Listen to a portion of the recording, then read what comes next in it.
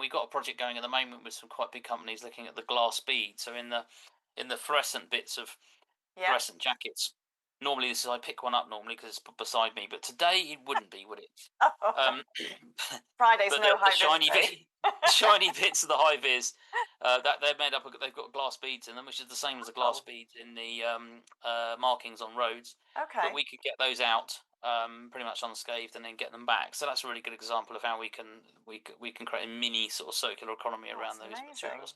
So that's the stuff. The life story, generally speaking, we're in the market. We're doing a raise at the moment for seed funding, and we're in talks with a range of investors.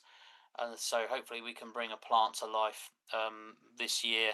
That's all been helped a little bit by the advent of extended producer responsibility policy being developed, certainly in Europe, Yeah. France within Europe being really ahead of the curve, and ultimately in the UK.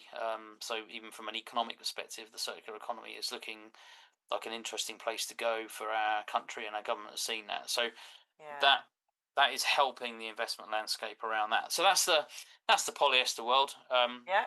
and of course the technology is applicable to high street stuff and all that kind of thing as well. And then in the concrete side of things, we so as I mentioned previously, I worked in heavy building materials most of my career, and I've partnered with a couple of other guys. So an actual guy, Guy Edwards.